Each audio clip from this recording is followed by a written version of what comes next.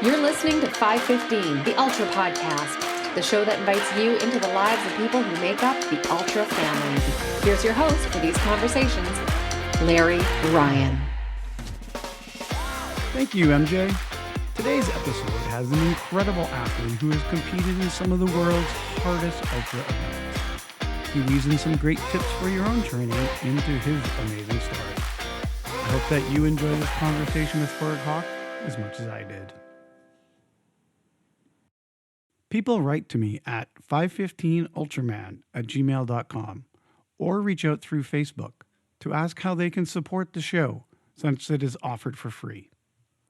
Well, the next time a friend or family member is looking for a podcast to listen to, tell them that you enjoy 515, the Ultra Podcast, or share my Facebook and Instagram posts on your timeline to reach your friends. It is really that simple. Recommendations are one of the most important ways that podcasts grow. Thank you again for listening and for doing your part to share the show.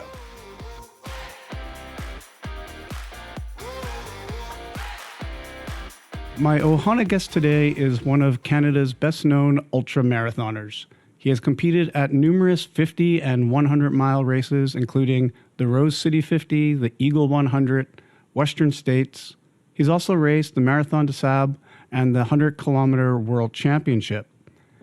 Still, he's probably most well known for his 3 finishes at Badwater. He has also competed in Ultra Tri 2 times in Kona for the Ironman and once for the Ultraman World Championships.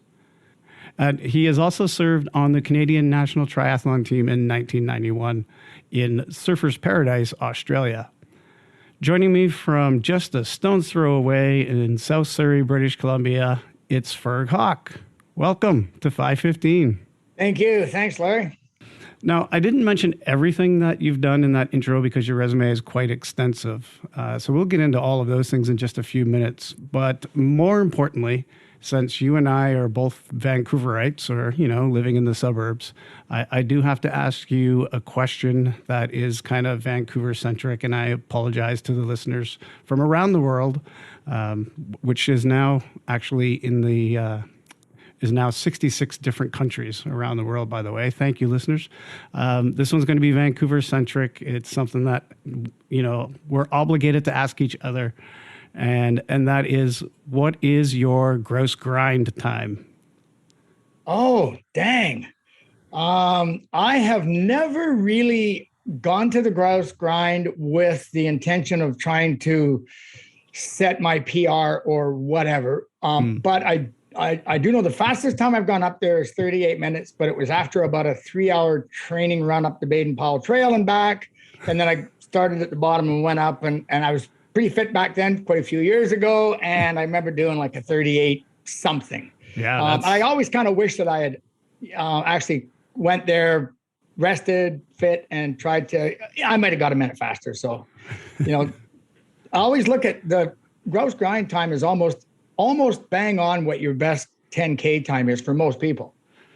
That's right. Yeah. So, I've done a 33, 46, 10K. So I might've been able to do a 34, 35 minute gross grind if I was really going after it. Oh yeah. So when you got into this, what was your reason to get into these ultras? We find that a lot of people, they come into it from either they have a background in one of the sports, or they have something else that drew them in, or someone else that drew them in. What was it that got you into the sport? Yeah, well, for me, I didn't really have a background in cycling, running, or swimming. I was a fast pitch player and through senior men's fastball as a pitcher. And I was getting quite overweight in my late 20s. I was thrown for the White Rock fastball team, and being heavy as a pitcher didn't really hurt because it gives you a little extra oomph on the ball. And I think I slid into second base and sprained my ankle or whatever. Went in to see my doc, and he just kind of gave me a little checkup and was quite alarmed at my blood pressure. And in his words, he diagnosed me with what he considered dangerously high blood pressure. He wrote me a prescription for blood pressure meds and basically sent me on my way.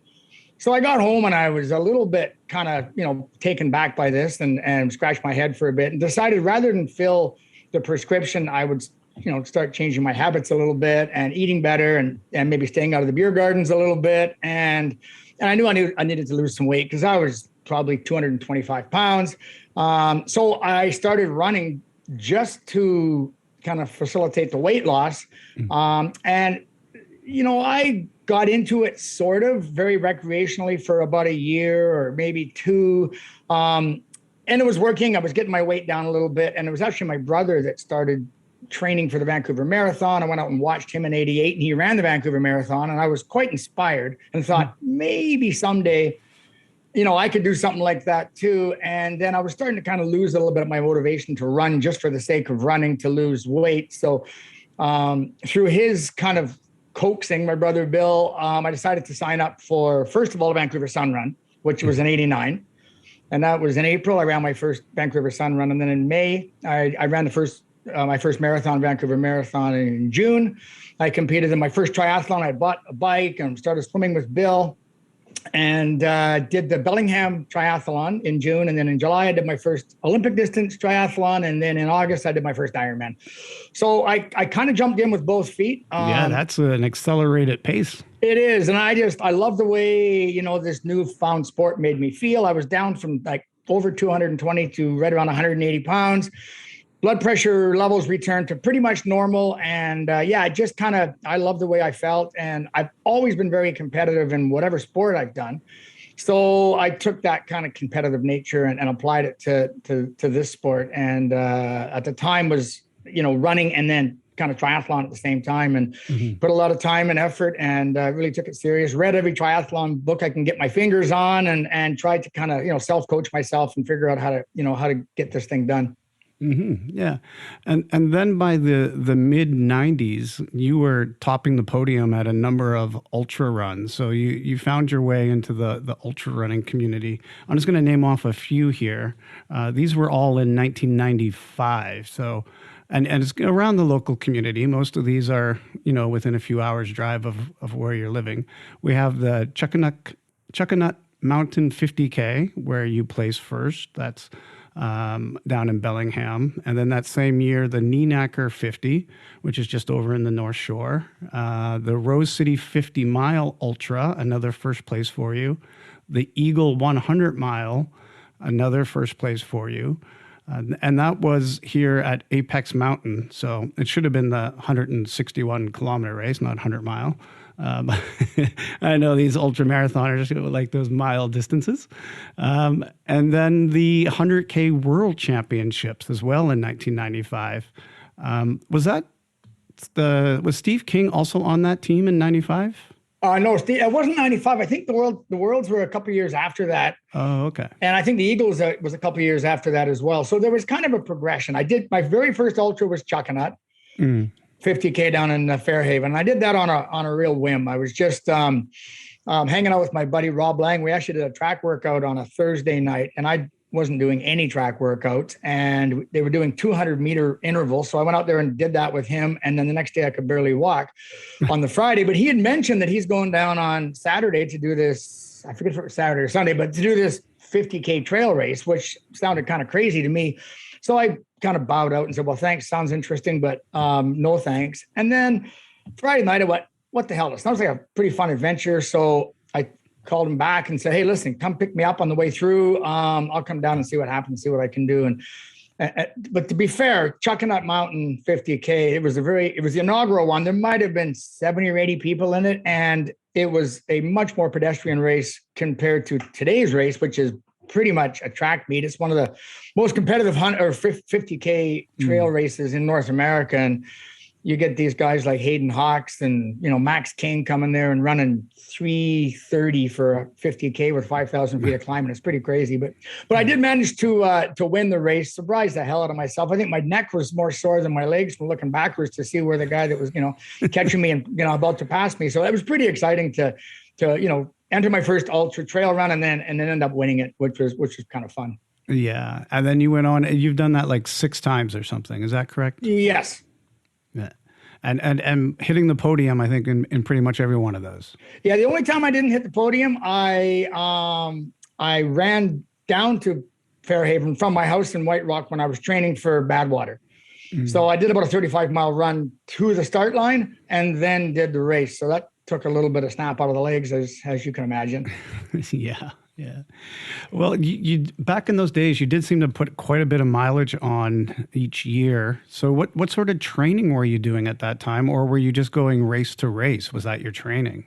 No, I trained pretty hard and put in some pretty good volume. I've always, I think, done fairly well with volume. And for me, it seems to work maybe as much psychologically. I almost need to kind of prove to myself that I can run these big distances before I actually have the courage to sign up for the race and do it. So, I would guess back then, I have a better sense of what I was doing when I was training for Badwater as far as my mileage goes, but I was probably doing, 60 to 90 mile weeks for Chuckanut and the knee knacker and races like that. Mm-hmm. Coming from an Ironman background, I had done a few Ironmans prior to that. So I was used to pretty good volume and, it kind of worked well for me just to do the big miles. Yeah. And were you able to stay injury free during that time? Did you have any secrets that way?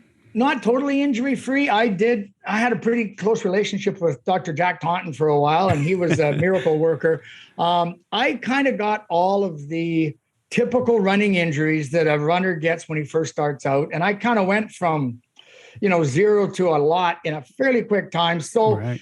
I had a plantar, but I just called it a sore foot. So I didn't know what plantar was. And luckily it kind of went away on its own. I had some tendonitis in my knee that I needed to deal with. And Jack kind of worked me through that. So I had an iliotibial band syndrome a few times, nothing major. And I was able to kind of pull the throttles back. And I did have the discipline when I got an injury to just shut her down. And, I could hop on the bike and continue to get some cardio in and give myself typically the month to 6 weeks it takes for a tendonitis type injury to heal up and then get back to my training. So I think that made a difference. And then after I kind of established, and got a pretty good base of volume in, then I became fairly injury free. I became quite durable.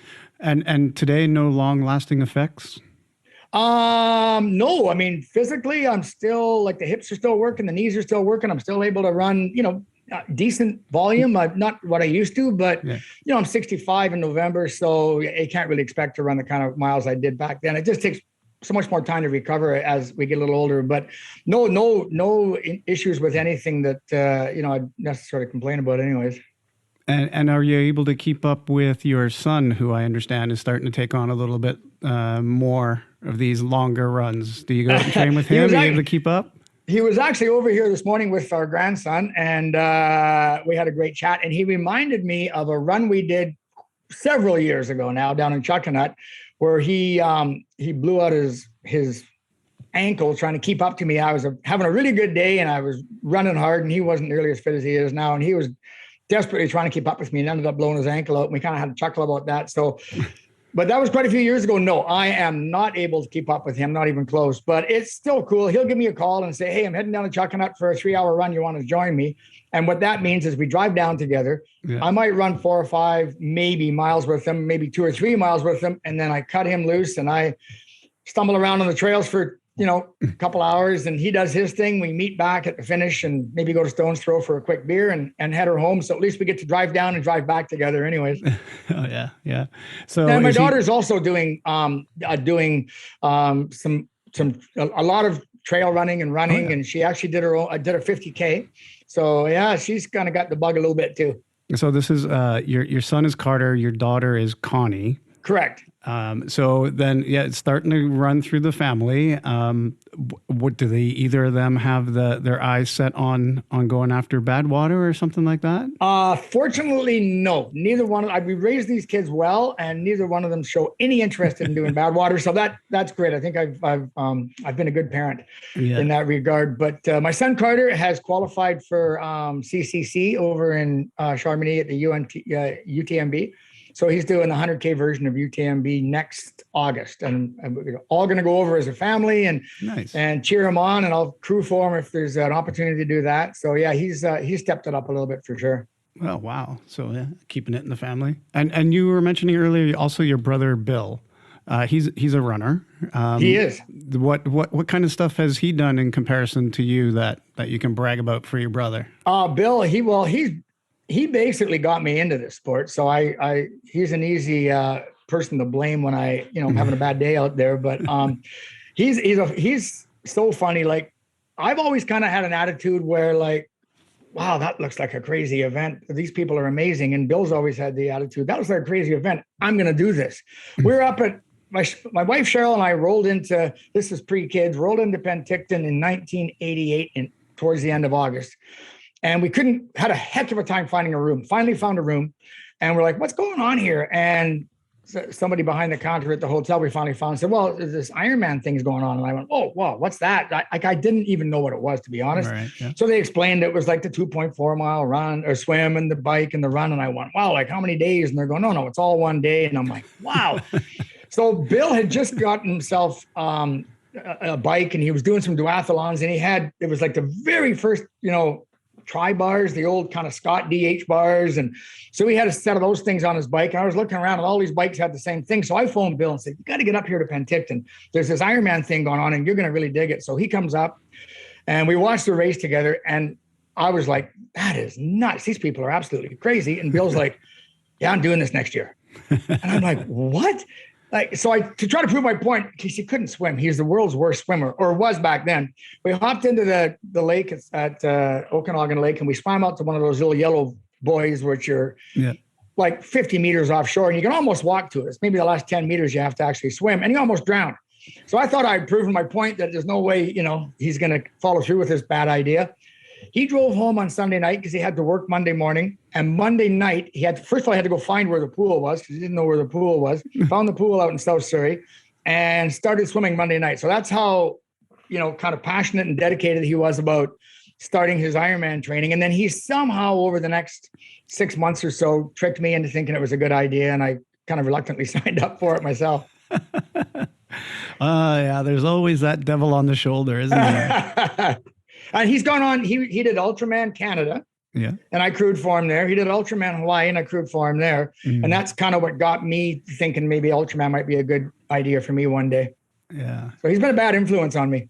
Yeah, it sounds like it. Keep him away from your kids. Yeah, no doubt.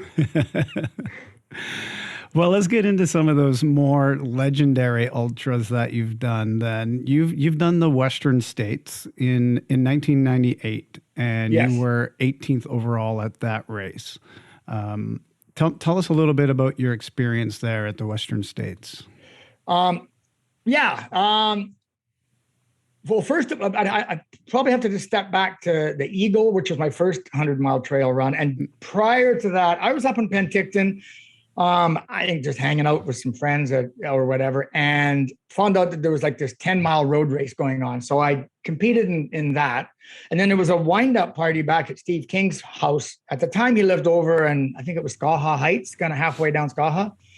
So we rolled to Steve's place, and I felt pretty privileged to be hanging out with the legendary Steve King in his house. And I got to know Steve because I'd done some races over the years, and of course he's announcing every race, and he would know more about my finishing stats than I ever did. It was quite amazing. So anyways, I'm at Steve's house, and I see on his mantle, there's his Western States 100 belt buckle. And I'm looking at this thing, and I'm just like, whoa, this is cool. And he walks by and he goes, you'll have one of those one day, Ferg. And I kind of laughed. I went, yeah, let's go with that. But I think that it planted a seed. And then a few years later, I ended up signing up and doing the Eagle 100, which was a pretty nasty 100-mile race. There's, there was not a whole lot of aid stations. They were every, 8 or 10 miles apart. You kind of sort of almost had to find your way around the course a little bit. Mo puts on a great race, but, it's bare bones. And there was like 22,500 feet of climbing, I believe. So I survived that, got through that deal. And then I felt that I could probably now get my head around doing Western States. So back then it was a little easier to get in. I think I applied for the lottery one year and didn't get in. Then the following year I did. Mm-hmm. So I was able to qualify, and then, went down, and it went really well. It was a real tough Western States year. It was a snow year. So the first 25 miles of the course was completely covered in snow. So that made it quite challenging. I think it's only one of 2 times that they extended the finish time, the cutoff time, from 30 hours to 32, because they were concerned that people weren't going to have enough time to finish because of the conditions. And then it ended up being like stinking hot through the canyons and into Forest Hill and Auburn to the finish. It was like one of those close to record hot years. So it was a pretty challenging year. So, I ended up doing quite well. I was very pleased with, cracking the top 20. And it was kind of part of my discovery that I was kind of learning that the more difficult the race, the longer the race, the tougher the conditions seemed to be, the better I would kind of place in these races. And, the pure speed races, maybe not so much, but ones where you had to really gut it out and grind, I always seemed to, place a little higher. So that's what kind of took me to these other, longer, tougher races. Right. Yeah. And then, so one of those longer, tougher races that you moved on to was Marathon Des Sables. Yes. And that's a stage race with different distances each day. You're running through the Sahara Desert. When you did it in a time of 22:51:03. That's for 150 miles. So can you tell us a little bit more about like the stages and explain that a little bit for the listener, and maybe, how the stages break down and which one did you find the hardest? It's a pretty unique race. First of all, the time is a little bit irrelevant because every year they change the course.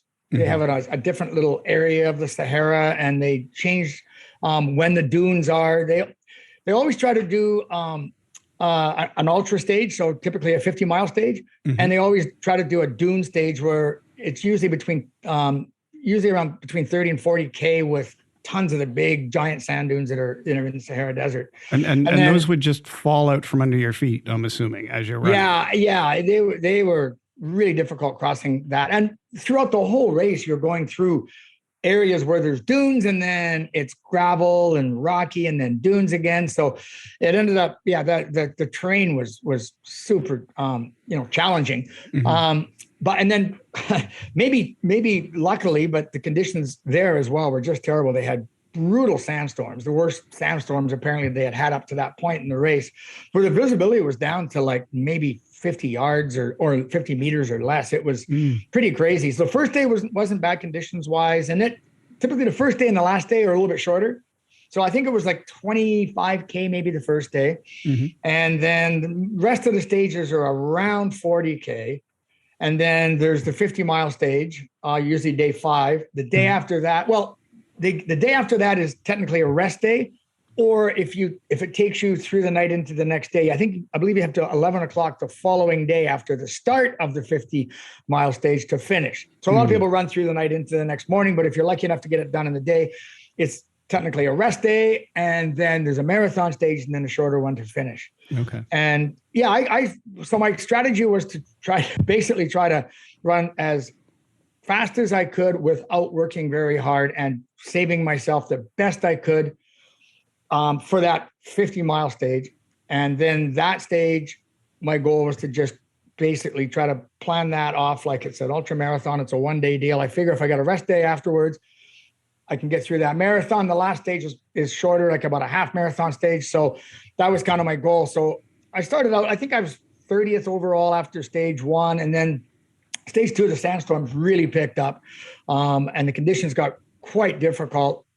So I was able to kind of each day finish a little higher. And it was funny, there was a fairly good group of Americans there, and it was 8 people per tent in these Berber tents. And our tent was primarily Canadians, with my friend Monica Fernandez, who I met in Hawaii at Ultraman. She was the Ultraman champion one year. She's from Guatemala, and she's just a hoot. And we became really good friends. So when I told her I was doing this race, she goes, I got to come and meet you guys there and do it too. So we had Monica in the tent. And but anyway, and then there was a couple of American tents, and my friends after the stages were wandering around, and they're listening to these Americans, kind of behind my back, saying that big Canadian guy, like, he's going out way too hard. There's no way he's going to be able to hold that pace. And to be honest, I felt like I was pacing myself quite well. So I think by the time I got to the 50-mile stage, I was sitting in around 12th place, and then was having a great 50-mile stage until we got into the big sand dunes. So the race director,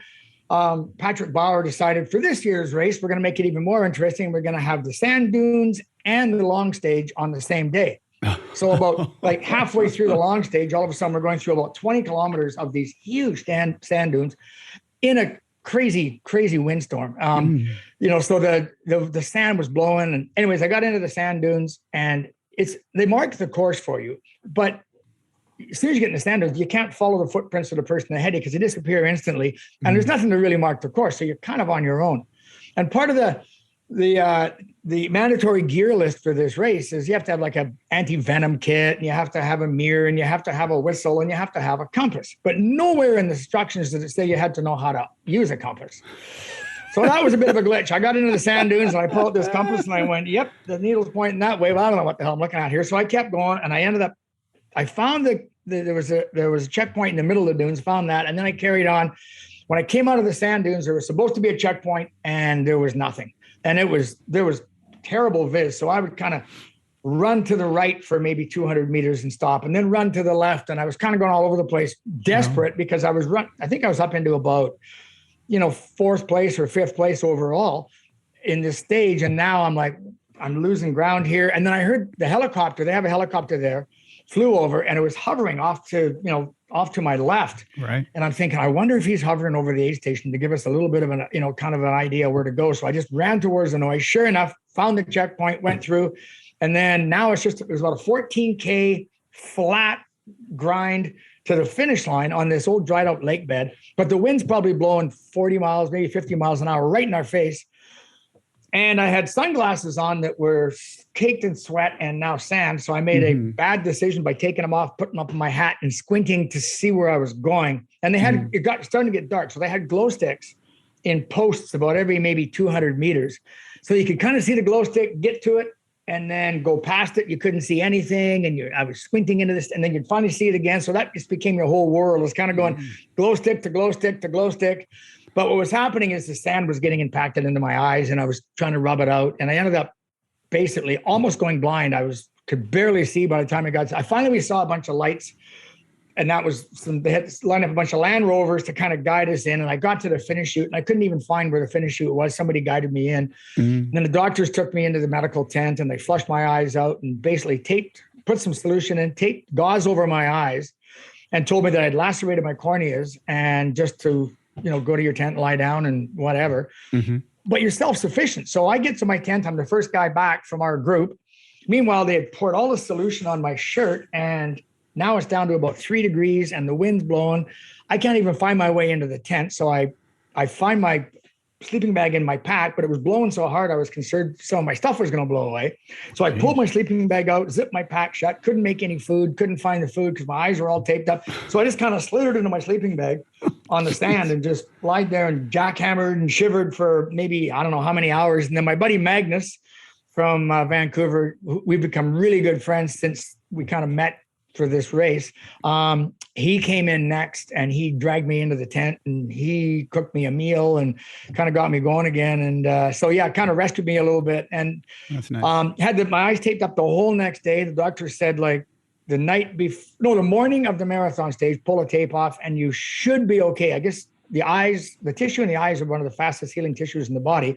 So I was pretty skeptical, but I pulled this gauze off like 2 days later for the marathon start, and I could see it was a little blurry, but fine. And I was able to finish. So it was a pretty big scare because I was doing so well. And I ended up finishing 5th on that stage, which moved me up to 8th place. And then I hung on to 8th place at the end of the day. And at the time, that was the highest placing by a North American runner. Is that correct? Yes. Yeah. And there was a guy from North Carolina who was sitting 9th, and I had about a 15 or maybe a 10-minute lead on him on the final stage. So I thought, all I got to do is keep my eye on that guy. And if I can see him, I'm going to finish ahead of him and finish 8th and get the honor of being the top North American finisher ever at that point. And he ran like his ass was on fire on that last day. And I was so done. I was hanging on for dear life. We asked me what the hardest stage was. It was that 13-mile or 21K final stage. I was so done, and I had to basically race it as hard as I could to keep up with this guy. But it ended up hanging on anyways and finishing 8th. Yeah. And what other kind of gear do you need to run a race like that? Are you running in like knee-high gaiters to keep the sand out of your shoes and stuff like that? Or a lot of people were protecting the eyes. I was sponsored by Montreal at the time, and they actually made special shoes called Desert Storms, and they had a built-in gaiter on their trail shoe, which worked fantastic. So my feet were in great shape. If I could have just kept my glasses on, I would have been a lot better off at the end of the day. But yeah, no, so my feet were in good shape. But a lot of people had the big knee-high gaiters and created their own inventions, glued things on to keep the sand out or try to keep the sand out. It was pretty difficult to keep all the sand out because it's so fine. It gets into everything. Like my headlamp, the little switch on the headlamp was frozen solid. Like you couldn't move it anymore because the sand got in there, and your buttons on your watch got all impacted with sand. It was pretty crazy. Right. Yeah. Well, that's some good tips for people that are planning on going to do that race, then, to think about those little extras that you need to think about with that sand and stuff that's going on there. Yeah. And especially when it's that windy. Some years it's a lot more calm, and if the sand's not blowing around, it's a lot less of an issue for sure. But that year it was pretty crazy. Yeah. Well, I've heard that your favorite race has been Badwater. That's the one that you kind of hold as the thing that you like to do the best, and you've raced that 3 times, correct? Correct. Yeah. And in the first year that you ran that, you finished second overall as a rookie coming into the race, and that was behind the legendary Dean Karnazes, which apparently is the closest finish in the history of the race. Is that I believe it still is. Yeah, 7.5 minutes. That's a full finish over 135 miles. And part of that race is they start people in different waves in the morning, and you weren't in that wave with him or the other, kind of seated fast runners. Do you think that if you were in that wave, do you think that would have changed the outcome of the race? Like knowing, like you were just saying, you were chasing down that North Carolina runner, and you just knew you had to stay with him to get into that first, or for North America, first place. Do you think you would have been able to do the same thing if you were in the same wave at Badwater? You know what? It's really hard to say. I've never said that because, to be honest, I went as hard as I could possibly go, even though like from mile 40, I didn't see another runner because I passed all the 6 a.m. starters. I started at 8. So there's a 6 a.m., 8 a.m., and 10 a.m. start back then. Now it's an evening start because they try to keep people a little safer and out of the heat. But back then it was a day start. So I led the 8 a.m. group right off the get-go. And then I passed all the 6 a.m. starters by the time I hit 40 miles. So that's the last I've seen of anybody. And I was expecting Dean or, Charlie Ingalls or, some of these other fast guys, Christopher Berglund, to eventually catch me from the 10 a.m. start. But as I got closer to Lone Pine and then up the big climb up to Whitney, I realized that maybe they weren't going to catch me. And it was interesting when I got about near the finish, I would say within a couple of 3 miles of the finish, a Canadian journalist drove by and he rolled down the window and said, "Hey, just so you know, Karnazes went through the timing station at mile 122 at Lone Pine, 2 minutes behind you." And I'm like, damn. So, so all the way to Lone Pine, and I'm sure a lot of the people here know the Badwater course. You were in the lead of that race. Yeah, at that point. And so, I went, oh my God. So at this point I was pretty out of it. Like I wasn't really speaking anymore. I was more grunting but I just poured the coals to it and nothing changed. I was already going about as fast as I could, which wasn't that fast, but at that point, it's pretty steep. It's really steep at that last part. So I just had my head down, my ass up, and I'm just power hiking, grunting, moaning as best I can to get to the finish line. So to answer your question, I don't know. I gave it everything I had, but Dean, who super classy guy, I got to know Dean pretty good down there and after the race. And he basically said, I totally believe if you were in that 10 a.m. start, it would have been a different outcome. So for him to say that, first of all, is pretty classy for a guy who just won the race on his 5th attempt. And full marks to Dean. He ran a really smart race and a good race, but he did have that extra intel of knowing he got to mile, was it 90 or so? Yeah, mile 90 at Darwin and thought he was in the lead. And then Chris Gossman, the race director, informed him that there's this Canadian guy who's got a 46-minute lead on you. And he kind of went, huh? He called me son of guy. He said, "Oh, son of guy," like a Seinfeld thing. And they took off after me because I had chatted with him before the race. And he asked me, about heat training. And I said I trained in a sauna because I live up in the Pacific Northwest where it's not that hot and blah, blah, blah. And anyway, so he had that intel, which maybe helped him a little bit for sure. But like I said, I went as hard as I could. Yeah. And I got to the finish line. I was so done. They do the interviews and a few pictures, and then the crew I couldn't walk anymore, carried me behind the finish area, laid me on a thermarest. And there's a good picture of me lying there.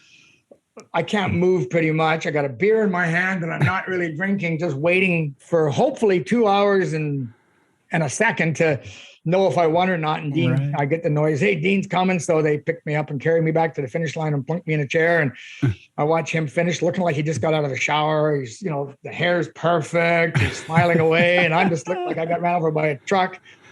He came right up to me and congratulated me and gave me a hug. And basically, he said, what you've done is amazing. And I went, hey, Dean, you won the race. Like what you did is, and he goes, no, you don't understand. This is like my 5th time down here. The first time I made it 70 miles and woke up in a hospital. The second time, I'd finished in 38 hours. And the third time I finished in 33 hours. Last year I finished second, just under 30. And I finally nailed it. This is your first time here. And, you came within a hair of winning it. So he was super gracious and super classy. And Dean's just a great guy.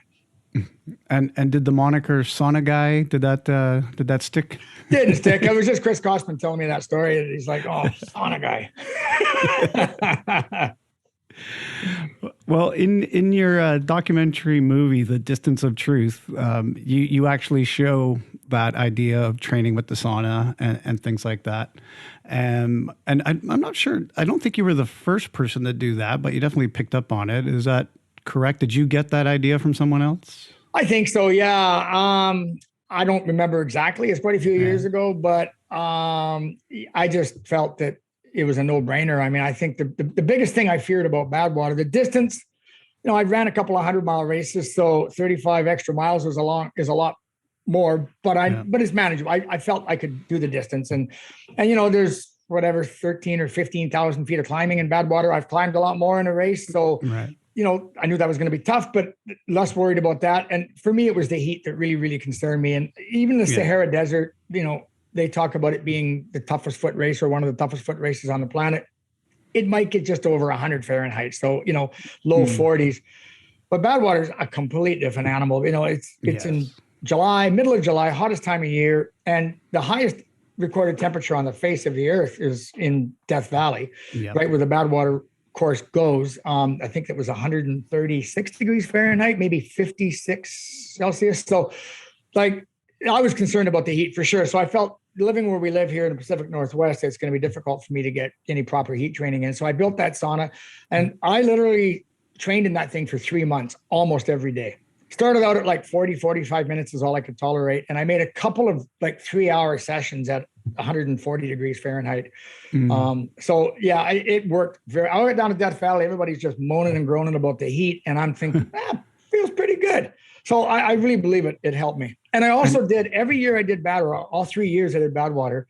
I went down there for a week and trained on the course, usually early to mid-June. And it's pretty hot. It's in the, high 40s, I suppose, 115, 118 every day, and cools down to around 90 Fahrenheit at night. So we just camped, we slept on the ground and immersed myself in the heat for a week, and then ran different chunks of the course each time. So that also really helped me acclimate to the heat and to the course I was going to be running on, which I think is really, really helpful. Yeah. And these are the kind of things that people listen to the podcast for. They want these tips. So would you recommend that the sauna training is something that people should still do? Yeah, absolutely. Yeah. Not everybody buys into it. I remember Scott Jurek saying that he didn't believe in it. He thought it was hard on the body or whatever, but Scott had a pretty serious meltdown at mile 35, and I was feeling pretty groovy at that point. So, it's not exactly a double-blind scientific study, but not everybody buys into the sauna training, but it worked well for me for sure. Yeah. And do you think that in today's races with the new technologies for clothing and stuff like that, do you think that helps the athletes, or does that not make a difference anymore? What were you wearing when you raced? It depends on the year. I did have this long-sleeved vented shirt that a lot of the athletes wore, and it came with pants as well. And I wore that during the hotter part. of the course until around mile 50. And then I would pull that off and just wear a regular running shirt and shorts. But no, I think if anything, maybe the footwear, because you get these new carbon plated shoes, whether it's the, the Nike or the Hoka or whatever, and they're talking about a 4% difference. Well, 4% difference over 26 hours is a lot.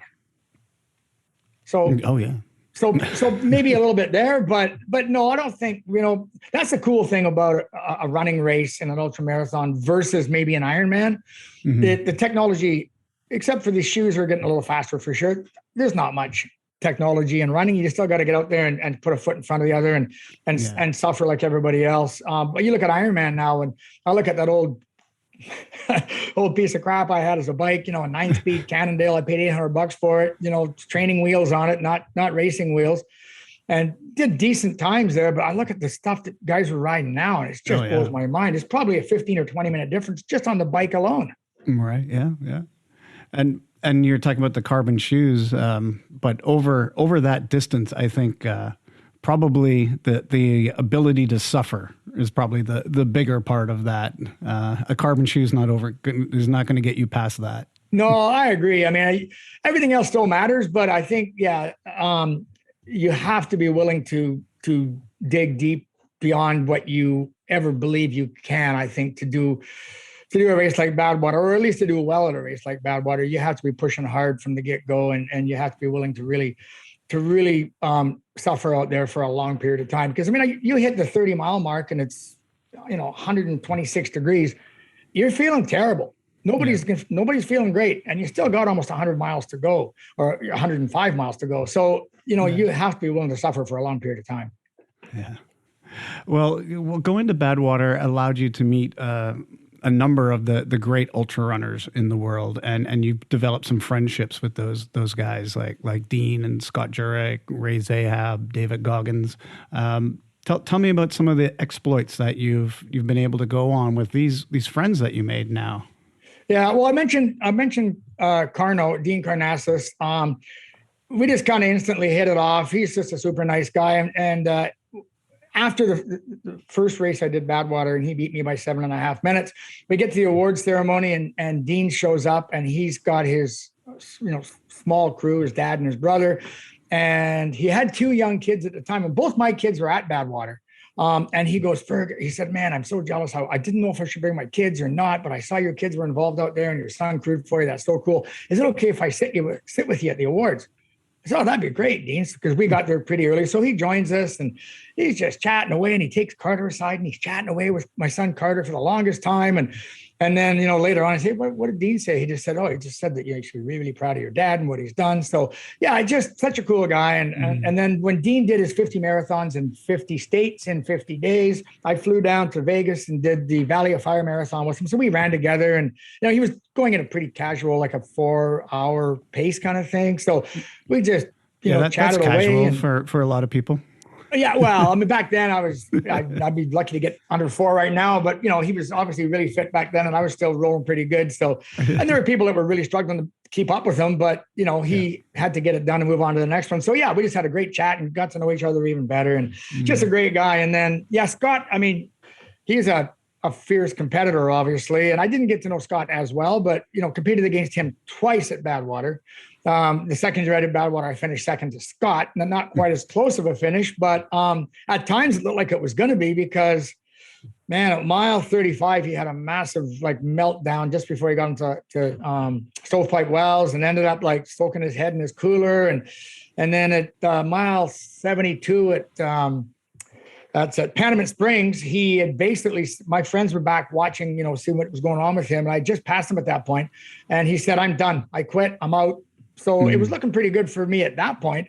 But, his wife, Leah, at the time, she wouldn't let him quit, give him some, squirrely pomegranate juice or something, and got him rebooted. And they fired him into the cooler a bunch of times, his whole body into the cooler, and got him cooled down. And then he came back and ran as Scott Jurek can run, and really showed the world, what a great athlete he is. And to come back from as roughed up as he was in the heat to set the course record that year and go under 24 hours was pretty remarkable. But finishing second behind Scott, I feel pretty good about that. And that's the story that's told in The Distance of Truth. Yes. Yeah. So people should check that out. I'll put it in the show notes, the link to it. If people haven't seen it, I'm sure most people who know ultra running have seen it. But yeah, I'll put that in the show notes. Well, unfortunately, it's not available. The gentleman who made the documentary, he's a Vancouver filmmaker.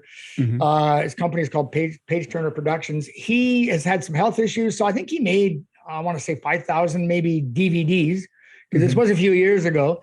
And, sold all those out, and then was, I think, planning on getting it like streamable or downloadable or, on that kind of a platform. And then with a few of these health issues he's been dealing with, he's just kind of let it go. And at one point he was going to actually gift or sell me the rights to it. And then I was maybe going to do something like that just so people can get out and see it or, or whatever, have an opportunity to see it. But at this point, nothing's happened. So there's unfortunately no real way to see it right now. Oh, okay. And what about Ray Zahab? And I know that you ended up doing some adventuring with him as well. What was that Ray about? and I have become very, very good buddies. I guess the first time I actually met him face to face was also at Badwater, and that was the second year I ran.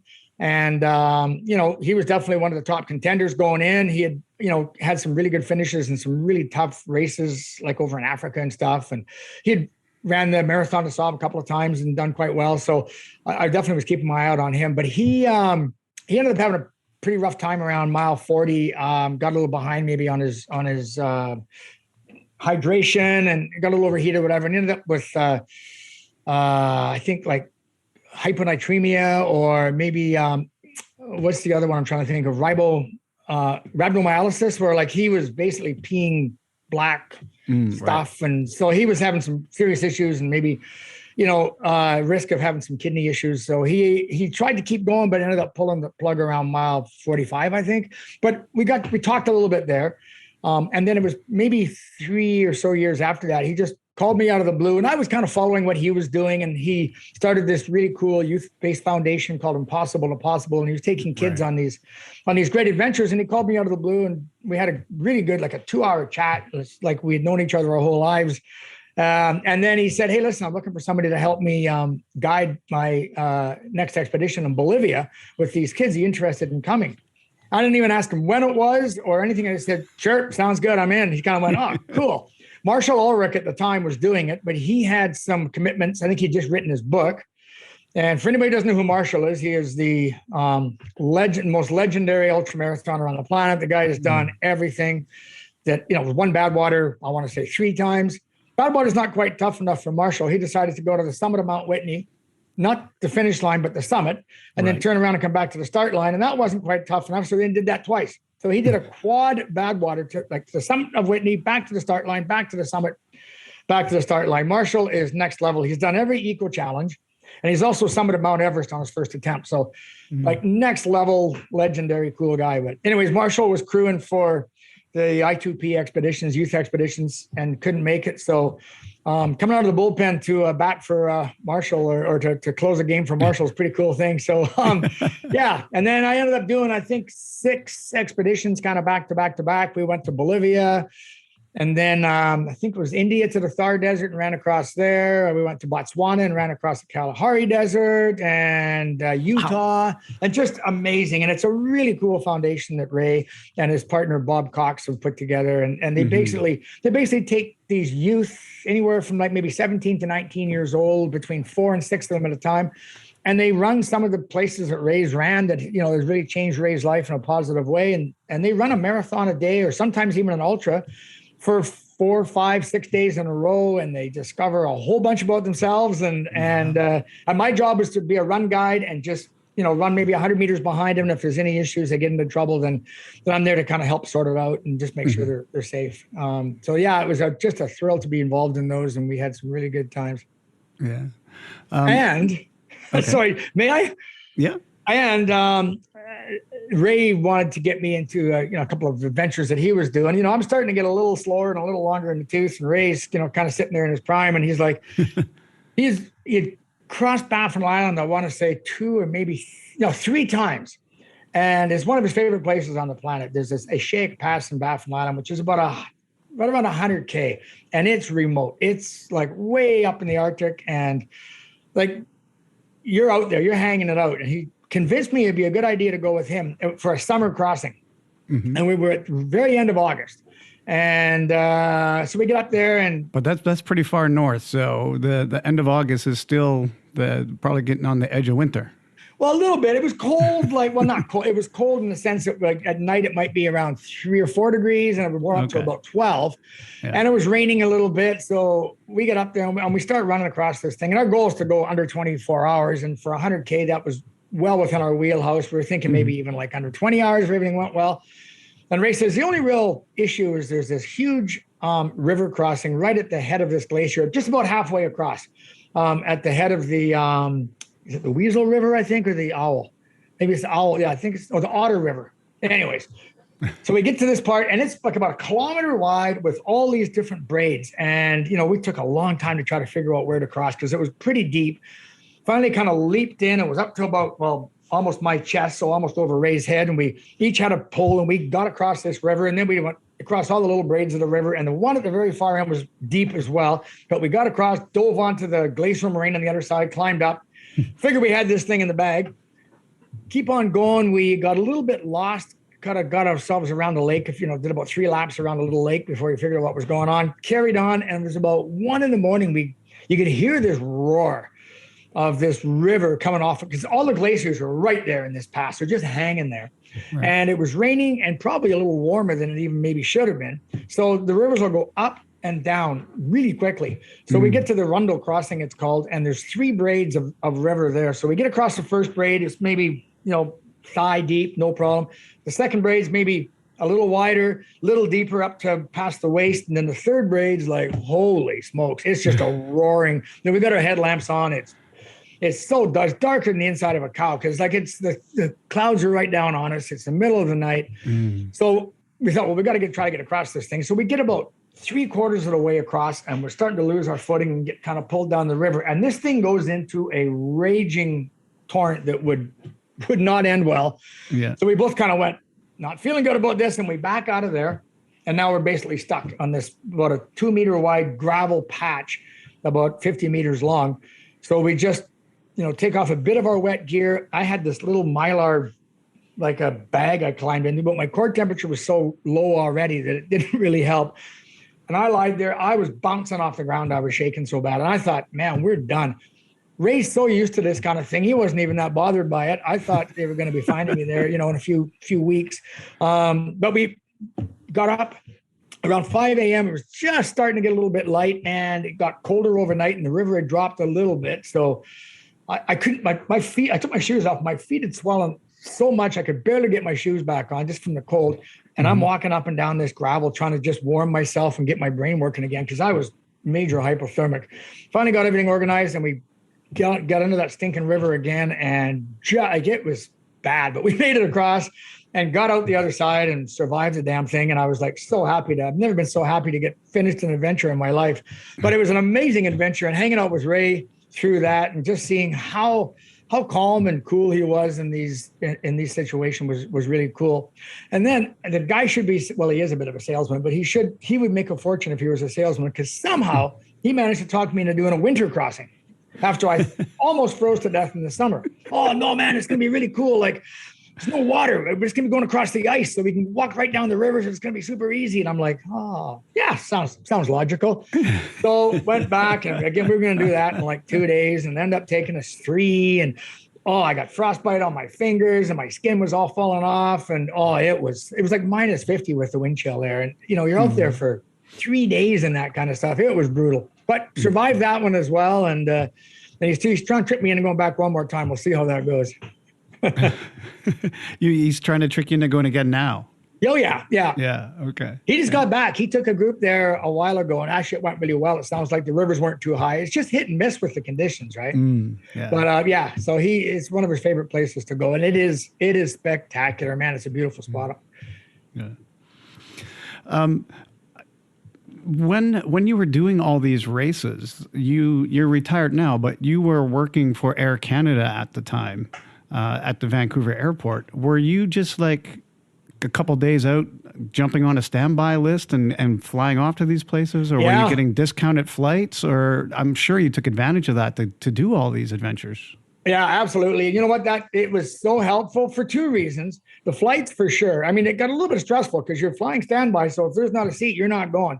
Right. So when I was taking like eight or 10 people down to Badwater, flying into Vegas or LA, whichever one, was kind of an open flight. And, we had the vans rented. There's so many moving parts and logistical components to Badwater, but it all worked out. And some of the guys on my crew were also employees, and my brother was as well. So they were able to take, a couple people on their passes, a couple people on their passes. So it worked out. We managed to get people down to there. And most of the races I have done, I've used passes to get there. Yeah, the other real bonus of working for Air Canada was my shift was 4 days on, 4 days off. So it gave me a huge amount of time to train, where most, average Joe working 9 to 5 and then having to spend a lot of time with his kids and wife and stuff on the weekends. My kids were in school typically, and my wife was working, and I would have all day to train and would take full advantage of that.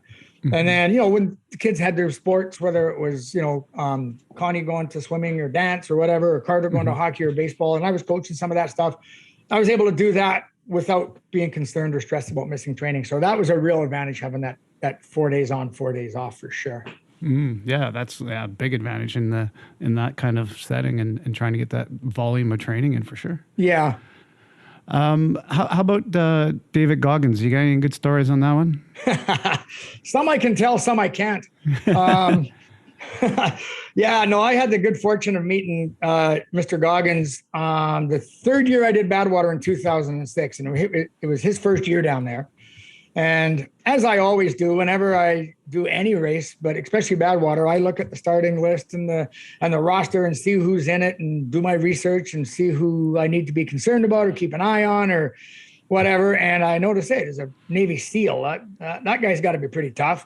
So found an article in the San Diego paper talking about, this David Goggins Navy SEAL guy doing the race. So I thought, there's a guy I probably should keep an eye on. And anyways, did the race, ended up finishing fourth that year. I had a bit of a rough year. I had a pretty bad bug going into the race. I was feeling really crappy and achy. And so I was lucky to get to the finish line, actually. At mile 20, I had a massive meltdown and, could barely get out of the chair, but I somehow rallied and made it to the finish line anyways. And was it the pomegranate juice?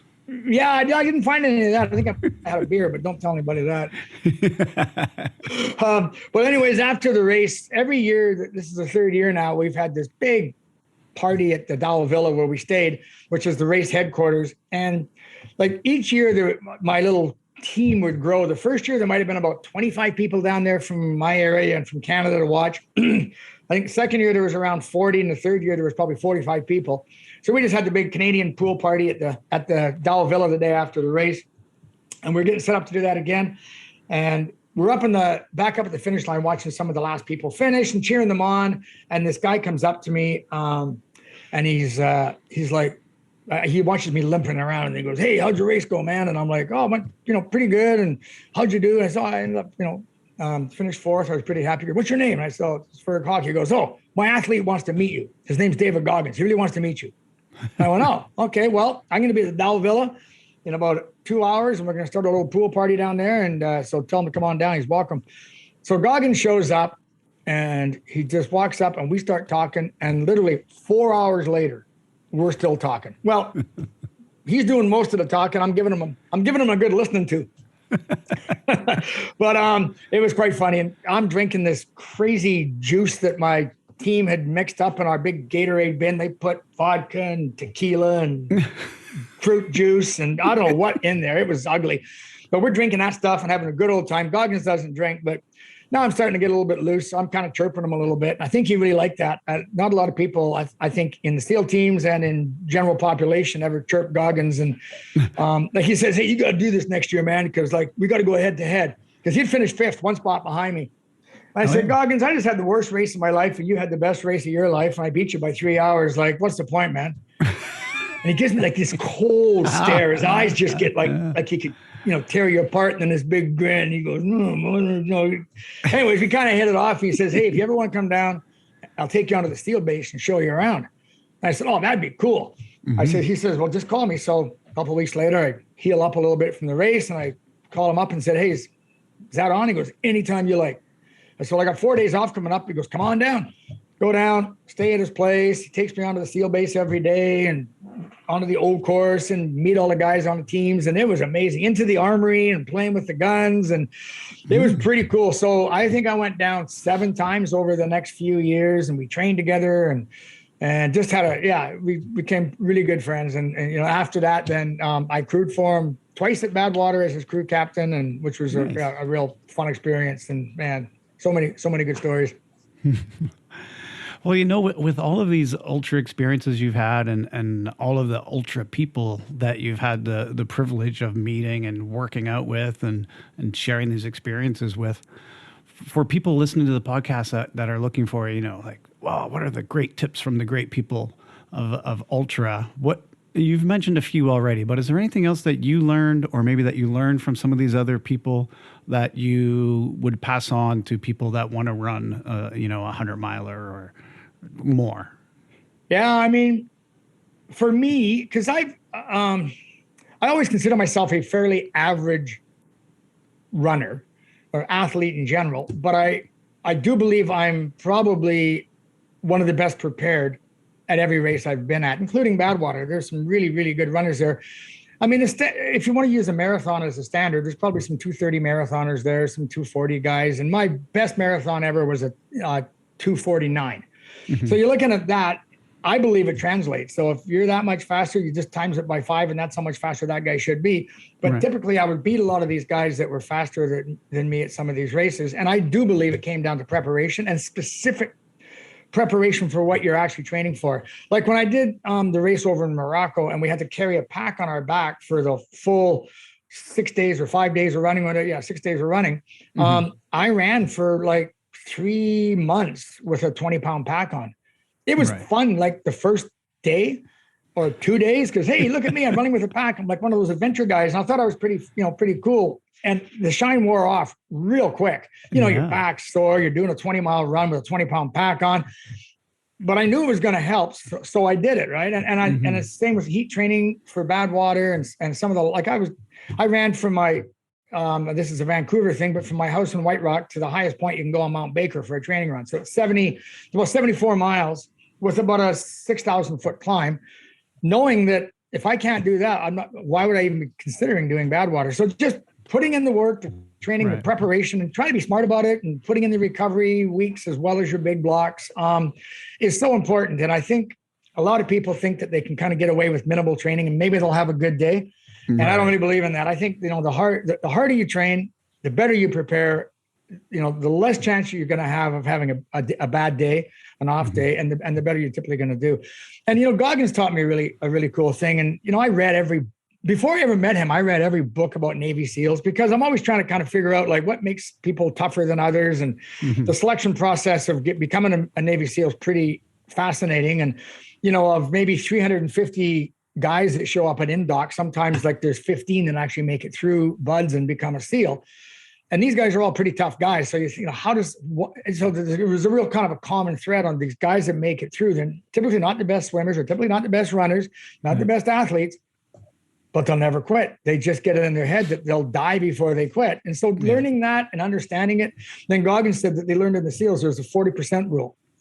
And it's when you are, the way he explains it, if you are as tired and exhausted and as done as you've ever been in your life, and you're ready to ring that bell and quit, you're only about 40%. You got another 60% left in you. You just don't realize it and know it. So I think that really is an important thing to remember, because the brain will make you quit typically before the body will actually shut down. You do see some guys that run to the point where they drop. Right. And that's always quite impressive, but but not many. Yeah. So let's get over to your triathlon experience now. You raced Ironman Canada 3 times in 89, 91, and 99. You had a Ironman Coeur d'Alene in there, and you've run the Ironman in Kona twice, quite a distance apart, 1990 and then 2003. So How did the Kona race change in the 13 years apart that you raced there? Because it's going from kind of the earlier days into what is becoming the really popular Kona race. Oh yeah, it definitely changed considerably. But it's, you know what, the first year I did it was, that was 1990. And I, to be honest, I was a noob. Like when I did Ironman Canada, I was just trying to figure that stuff out, right? And I didn't even know what Kona was, to be honest with you. I was just doing Ironman Canada, and I ended up having for my first race, a pretty good result. I finished like in 10:27 and surprised myself. I thought if everything went well, it was hard to know because it was my first Ironman ever. Maybe 11 hours was kind of in my wheelhouse, but wasn't sure. So surprised myself a little bit. And then my brother. Hold on one second though. Did you beat your brother? Yes. Yes, I feel bad about that, but he has been so supportive to me and what I've done. And I think he did an 11 something, but I did. I've always been maybe a little faster than him on the races, but he has been consistently like so good over the years. It's quite remarkable. But I did. So I we're sitting in the beer gardens after he finished, and it was sponsored by Budweiser back then. So we're of course drinking the Bud and having a good old time, the medal hanging around our necks and our finishing shirts on like a couple of noobs.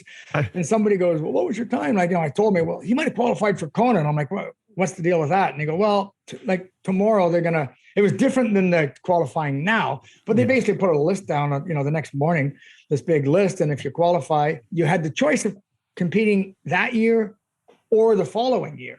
And at this point, I was one and done, do an Ironman to say I did it. And I was so beat down, I couldn't even walk. And I'm like, there's no way I'm going to do another one. But anyways, I went down the next morning, and sure enough, my name was on the list. I had qualified for Kona. And the pressure I got from my wife and everybody else, you got to do it. It's a one-shot deal. Like, you probably never qualify again. And it's Hawaii. And anyway, so they kind of tricked me into signing up, but I could sign up for the following year. And it was the last year you were able to do that. So I did that, signed up for the following year and went and did it. And then the cool thing is Bill competed in Penticton again in 1990 and had a really good race. I think we did like a 10:27 or something like that, or 10:35. Anyways, didn't qualify initially, but I convinced you got to go to the meeting because there's this roll down thing where, blah, blah, blah. You just never know. And he was like about 10th in his age group. And I think they took about 4. So they started announcing names. No. And we're there with a whole bunch of our friends and family. And it's like, finally, it's like a Bill Hawke, and the room erupts. And Bill's now in. So he'd already booked his flight to come and watch me race. Yeah. My mom was going, and so it was just a thrilling moment. Now he got to come down and compete in Kona as well. So it was really cool. Yeah. And that in itself is amazing that it would roll down that many people. Like that's the difference of what it was like back in that day. Right. It wasn't the holy grail that people will spend 5 years to try and really get there, and they would never turn it down now if they qualify, Yeah, and I qualified again. God, the years get a little blurry, but a few years later, I think in 99 I did Ironman Canada again as a masters or whatever. And I did like a, 9:47, finished second in my age group, but I didn't go, I'd been already. And then it was 2003. I had zero intention of going. My buddy, Bob Morrison, he's a Air Canada pilot that we've done a lot of bad ideas together. Usually what happens, we're sitting in the front porch and drink one or two too many beer. And the next thing you know, we wake up in the morning and did we really say we were going to do Ironman? And sure enough, so That is the most common story of how people get into trouble.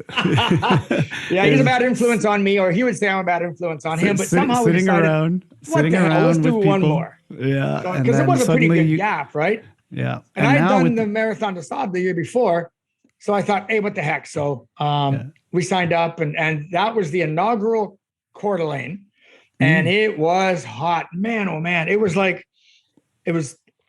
just under 100 degrees Fahrenheit. And that was at the end of June. And they had the biggest attrition rate of any Ironman. It was I think it was over 400 people didn't finish that year. Oh, wow. It was just crazy hot. And I've always been fairly good in the heat. So I ended up I think it was 45 or 47. I had the 12th quickest run split of the day, including all the pros. Oh, wow. Because everybody was dying out there, and I'm just eating my electrolyte pills, and just Graham Fraser came up beside me on his bike, and he goes, "Dude, you're the only guy running out here." This is like 20 miles in. I'm like, cool. Well, yeah, so I ended up qualifying there, and then there's no way I'm going to go. I've been there, done that. And then, the kids are older now, and they're like, Hawaii would be awesome. And Jane Bacchus was there. And of course, Jane very well. For those who don't, she's the Ultraman race director forever, and just the nicest person on the planet. And she was at Coeur d'Alene helping out, and she was doing sign up. So I had all these excuses. Things evolved over time with qualifying, and you basically had to have a US, like $500 US, check in your hand, certified check to qualify. You had to have a passport picture of your head, like lined up prior to, because the next day you go there and you have to have all that in order, or you move on to the next person. Right. So I'm like, oh, she's putting pressure on you. Got to come. It's going to be great. And I says, no, Jane, I don't have the thing for the money. She goes, I'll cut the check for you. I got a U.S. bank account. Oh, well, I don't have a passport photo. I'll vouch for you. I know who you are. I'm like, damn. Anyways, Jane somehow managed to convince me it was a good idea to do it, and the family and everything else. So yeah, I went back and did it again. Yeah. So how was it different 13 years apart? Like, had it become the machine at that point? Yeah, a little bit. Yeah, a little bit. I mean, a few more helicopters in the air, I guess. But to be honest, the first year I did it, I mean, it's always a full field. So there was just as many people. But yeah, it just had a different feel. The equipment, for one thing. I still had kind of an old Rochi bike, and I'm looking around at the bikes and the wheels and the helmets, and I'm like, damn. So that had changed a lot. Yeah. But I think the vibe was pretty similar. I mean, the first time I did it, I was so bloody excited to be there and actually doing, Kona, the World Championships, whatever you want to call it. It was pretty exciting. So yeah, I think it had a similar vibe for sure. Yeah. Well, obviously, you're talking about Jane. You would have met her in 1999 when you went to the Ultraman World Championships. Well, I'd met her prior to that because I crewed for my brother Bill. Okay. Maybe he probably did it in 96, I'm guessing. And then I crewed for David Secord, local White Rock guy here, South Surrey guy that did Ultraman. And then I crewed for Jerry Vanderwint, our legendary friend who sadly passed away about a year ago. And Jerry, just to say a few words about Jerry, was one of the most inspirational and cool guys I've ever met in my life. Jerry's 20 years older than me. And when I first was trying to get my head around doing Ironman, and I still hadn't signed up for it, but Bill's putting all this pressure on me. So I was going up to the pool and trying to figure out and learn how to swim with Bill in South Surrey here. And in walks this guy. So I was 30 at the time, this old guy, because Jerry at the time was 50, with his Speedo on, the Superstar Triathlon Club Speedo on, and sits down in the hot tub. His calves are like this big, and he's just chiseled. He's got abs, he's ripped, and he's very humble. So he's chatting about this race he had done, but didn't really we all sit at the hot tub after swimming and chat. I was kind of a little intimidated by this guy. Oh, that's Jerry. And then our local Peace Arch news comes out like a few days later, and he's on the cover of it because he just finished 5th place overall at Ultraman Hawaii, which I'd never even heard of. I'm trying to figure out if I could even get my head around doing Ironman.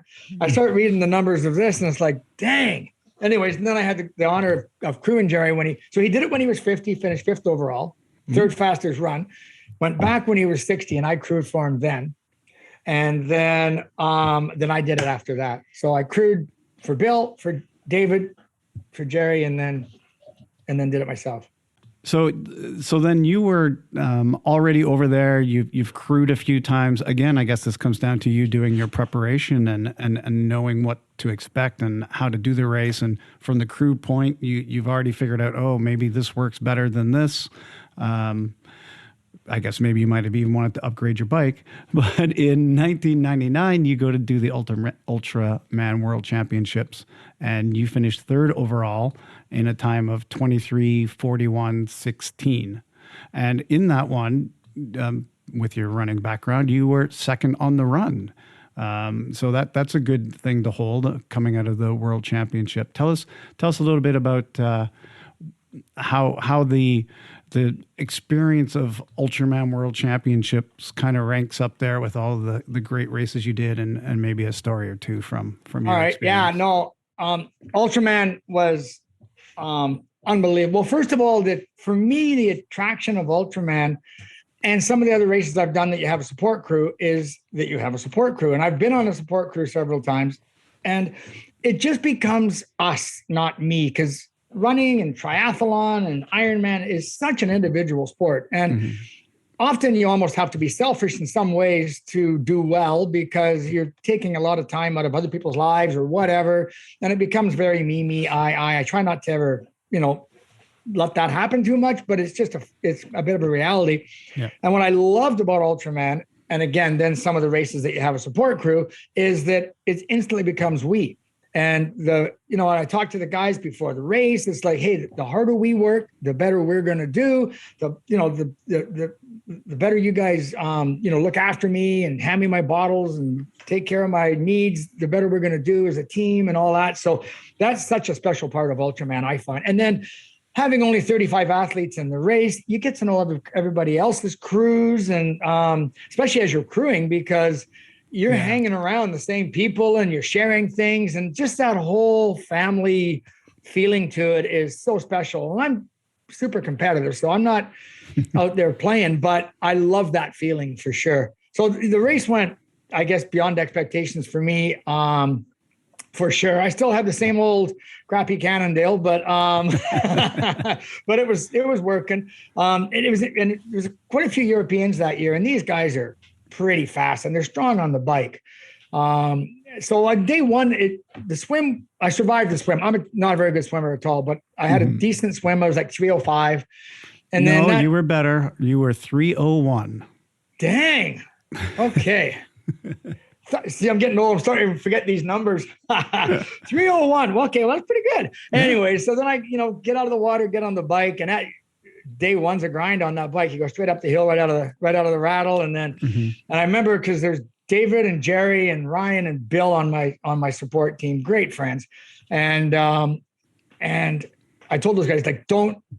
Stay, I need nutrition. I'm only going to have one bottle at a time on the climb because I don't want to carry too much up the climb. It's all about going fast and racing. And I'm out there and I'm riding along and I'm pretty much almost keeping up to traffic because it was quite bumper to bumper. I don't know what little city you go through.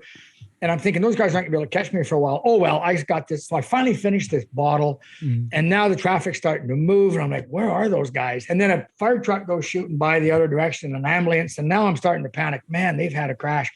And I was less worried about their health and more worried about, well, where's my next bottle coming from? And anyways, time goes on. My bottle's empty. It's probably 40 minutes since I'm seen them. And I am worried about if they've crashed, it's going to, hopefully nobody's injured or hurt. And my race is pretty much done. Finally, they go shooting by in the van, honking and waving, and they pull up ahead and they hand me my bottle. And I yelled at them, "You buggers stopped for a coffee, didn't you?" And they're all sitting there sheepish. I knew those guys couldn't go very long without a coffee, especially in the morning. But anyways, they just zipped into this coffee shop, and I guess it took way longer than they thought. Then they got in that traffic, and they left me hanging for a bit. But they did a great job, and I got through day one. I forget what place I was in at the end of day one. But then day two, you come down that big hill to start off Volcano, and then I was just kind of maybe in the top 10 or 15, kind of just biding my time. And then once we got through Hilo, I tend to do better kind of on the second half of long races sometimes, because I think I try to pace myself properly. And anyways, I started kind of slowly passing some of these Euro guys and not really paying that close attention. And over time, I realized I was starting to kind of sneak up on the field. And I ended up finishing second on day two on the bike, which surprised me, to be honest, because there were some pretty good cyclists in the race. There was a few guys that got DQ'd for drafting that were really fast guys too. So that may have helped me out a little bit, but there was some pretty good drafting going on. So Ferg, just like you were sub 14 hours for your total bike time. So okay, that was right up there as one of the better bike times of the top finishers. So most of them were over 14 hours. Okay, yeah, I know my day two I was just under 8 hours by I think a minute maybe or less. But I got under 8 hours, which I was pretty happy about. And I remember you pull into the school at the finish line after that harrowing downhill off the Kohala Mountains, right? And you come down and it was so windy and I'm getting blown all over the road. And I finally get down and That's the longest I've ever been on my bike, man. I tell you, and you don't get off once when you're in a race, like not even to pee kind of thing. Right. And I rolled into that parking lot and I swung my leg over the bike barely, and there was a big dumpster there, and I took my bike and I threw it in the dumpster. I said, "That's it. Don't need this thing anymore. Now I get to run." The boys had to get in there, climb into the dumpster, and drag my bike back out. But anyways, so then the run. And there was a guy named John Nichols who was he was an ex-pro. Like he did a lot of the, what was the series back then? Was it the Bud Light, like the Olympic distance series, or maybe it was the Coca-Cola series? But he was like up there with top 10 kind of guy. And I think it might've been his third attempt at Ultraman to try to win it. And he always kind of stumbled at the run. Like he was really strong in the bike and a great swimmer, but he'd always had trouble putting the big long run together. Mm-hmm. And his dad was there crewing for him. And his dad was talking to Sharon, who's on my crew. She's a nurse. And she's going, oh, sorry, I forgot to mention Sharon. Yeah, she was the other person on my crew. Mm-hmm. And he's going, well, yeah, your runner's like, he's sitting in, I think, third place right now. But he's too big to be a good runner. And Sharon's like, oh, no, that's what he does. He's not that good on the bike or a swimmer, but he's a good runner. And the guy's going, what? Anyway, so I felt that I probably had maybe a bit of a shot, but he had a pretty good lead, and he had his best run by considerable, compared to the times he raced before. So, but I had a really good race with a guy named Anatoly Levshaw. Mm-hmm. And after it kind of sorted out, maybe about the half marathon point, him and I kind of rolled out front, and he was ahead of me as we got up onto the Queen K. I guess that's about mile 20 when you come through Kauai. And I put a bit of a surge on, caught up to him, and it was a little bit of a headwind there, so I got in behind him. And then he slowed down and waved me by. Mm-hmm. So I, took the point for a while, thinking this is pretty cool. I'm leading the run, and then I'm like, he's drafting me basically because we had a decent headwind. So I slow down and wave him by, and he doesn't go by. So I slow down a little more and wave him by. He just slows down, stays right behind me. I'm like, all right. So I told my brother, I said, tell the guys on the crew not to worry, but I'm going to have the most catastrophic hamstring injury you've ever seen. So Bill laughs and he rotates out, and I forget who rotated in. He told all the crew so they wouldn't get worried.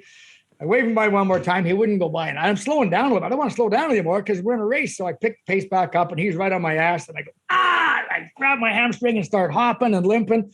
And he goes shooting by, and boom, I'm right in behind him. He looks back and kind of grins and nods. He goes, all right. So we had a really good back and forth. We went back and forth a ton, all the way till about mile 40. Uh-huh. And then I ran out of gas and he didn't. And he ended up, I think he beat me by about 6 minutes on the run. But I think I still ran, I want to say like a 6:44 maybe. You ran a 6:44.58. He ran a 6:38.58. He beat you by exactly 6 minutes. Was it 6 minutes? Okay, yeah.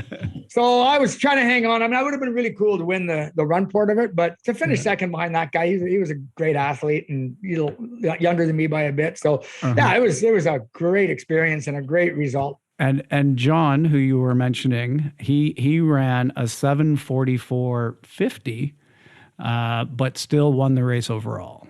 Yeah, probably by a good chunk too. So I took an hour out of him and still come up way short. Yeah. Yeah, no, his win was about 35 minutes over Anatoly. Okay. Yeah. Anyways, it was pretty cool to top three at Ultraman. I mean, it was, again, kind of beyond my expectations, and just a thrill to have that result and that epic of a race. And yeah. That's a great story of him not going by you. I got one more kind of funny story if you have time to hear it. It was absolutely before the race started. Jane came by and she goes, "We have an athlete named Joachim Dembach who he's lost his wetsuit. He was swimming at in the Kailua Bay, and somebody stole his wetsuit off the thing." And she goes, "You brought a couple extra ones, right?" Ferg, he was kind of my size, 6 foot guy. I said, yeah, I brought like 3 wetsuits because I wasn't sure if I was going to go in this one or that one or whatever. And so he said, "Well, you mind if he comes by the beach hut where we were staying, the beach shack, and grab it?" I said, "Absolutely." So he comes by and we have a nice little chat. Nice guy. And I give him the wetsuit and off he goes. So race morning, I get to the start, and of course I'm pinching pretty tight like everybody else is. And I see Johan. I'm like, "Hey buddy, how you doing? Good to see you." And he goes, "Yeah." He goes, "Thanks for the wetsuit." He goes, "I see you in Volcano." in this kind of hard, German accent. And I walk away. Yeah, Roger that. I thought, I think he just gave me a shot. He's looking at me. I'm bigger. I got hair all over me. I got a bit of a gut, and he's telling me, I'll see you in the volcano when you finally get there. Is how I interpreted this anyways. I'll give you a wetsuit back. So I kind of went, I looked at his qualifications. The guy's he was a low 9-hour Ironman guy in the day. So I'm thinking, and he's a good swimmer. So I'm thinking, okay, Roger, that's probably exactly what's going to happen. Well, about, mile 80 of the bike ride, we're climbing up volcano and it's windy and hot like it always is. And I'm starting to pick guys off, and I look up and it's Mr. Denbach. So I kind of pull back a little and recover slightly. And then I grab a couple of gears out of the saddle. And I went ripping by him, and I turned around and said, hey, I'll see you in volcano. And he gives me just a little grin and nod. We were having fun out there. So yeah. And did you also have a story about a shark attack? Oh, yeah, man, you're good. I don't know where you found that one. Well, yeah. So the day before the race, we're running around picking up stuff and supplies, and we're in the van, and I'm driving the van around. I turn the radio on. Whoever's in the front seat turns it off. I turn it on. They turn it on. The guys are acting weird. I'm the one that's supposed to be all stressed out here, not them. And then we go to this restaurant, and we went to buy some supplies, and all of a sudden the guy, Bill would run by me and kind of stand over here and over there. And what they were doing is there was a shark attack that morning in Kona, just by the airport. We're pretty much close to where we're going to be swimming. Right. And some surfer got basically bit in the ass. It wasn't terrible, but they were concerned that I was going to be freaked out by that. So I turned the radio on, they'd turn it off so I wouldn't hear the news. And then we're at the Walmart picking up supplies, and they're standing in front of a newspaper rack that has shark attack, it was a headline, shark attack in Kona, right? And they're trying to hide that. And it wasn't until that night, we all went out for dinner, and I'm paying for dinner, and I'm standing at the little podium there, and there's a newspaper on the thing, and it says shark attack off Kona coast or whatever. And it all kind of came together. Oh, that's why these guys have been so damn weird. Anyways, I wasn't that freaked out by it. We had the kayak beside us, and all was good, but it was funny. They were trying to protect me. Yeah. So, you're saying, you're retired from work now. I believe you said you were 65 years old. What are you doing these days? Are you still racing? You're running with the kid here and there, but do you take on any races still? No, I haven't for a while. I signed up for Chuckanut Mountain 50K before COVID. So maybe 4 years ago, 3 or 4 years ago, and was training quite well. And my volume was getting up. I was feeling pretty groovy for an old guy. And like a month before, I pulled my calf pretty good, so I had to pull out. And that's pretty much it. I did a rim to rim maybe 4 years ago in the Grand Canyon. I was able to pull one of those off again, which that would have been my fourth one. That's one of my favorite runs. It's a big day. Like you're going from South Rim down to the river, up to the North Rim, and then back. I did it with Carter, meaning he was on the same trail, but him and another young gun from South Surrey, they ripped it in about, I think, 10 and a half hours. And I think I might have snuck in just under 12 hours, but it was really cool to do that again. And I would still maybe like to do one more of those if the old carcass holds together. And I haven't ruled out doing Chuckanut again. If I can get the miles back, probably not next year, but maybe in 2024, if I can, kind of focus on getting the miles back. It was my first ultra. I think it'd be kind of fun to do my last ultra as Chuckanut and kind of bookend it a little bit and call her a day. And take an age group. But I'm getting out doing lots of biking, and doing some bike packing and that kind of thing too. Some 3-4 day adventures and still lots of running and just trying to stay fit, trying to stay on the right side of the grass. That's always important. Yeah, it is. And with friends like Ray, I'm sure he's going to keep pushing you to go out and do some adventures too. Yeah, he's still working on me to do another one. So we'll see what comes of that. But it'd be fun. He's such a fun guy to hang around with and get out there and experience things with. So hopefully we can pull one more off. Yeah. Well, hey, Ferg, thank you very much for taking the time to speak with me today. I'm sure the listeners have enjoyed your stories and picked up a few of those little nuggets that will help them along the way. It's been a pleasure to speak to you. When I first started the podcast and I was making a list of people that I wanted to interview, you were actually on that list of like 20 people that I first put down as people I wanted to talk to. So it's been my pleasure to have you on the podcast. Oh, well, thank you very much for saying that. And honestly, it was my pleasure. It was great chatting with you. And hope that somebody gets the odd little nugget of advice that maybe they can use in their training and racing. Yeah. Thank you. Right on. Hey, if you liked what you heard today, please tell a friend and be sure to subscribe wherever you get your podcasts. We'd appreciate it if you'd rate and review the show while you're there. Drop the names of the people you think we should interview and we'll get in touch with them and make that happen. Thank you for listening to 515, the Ultra Podcast, a production of 55 Enterprises.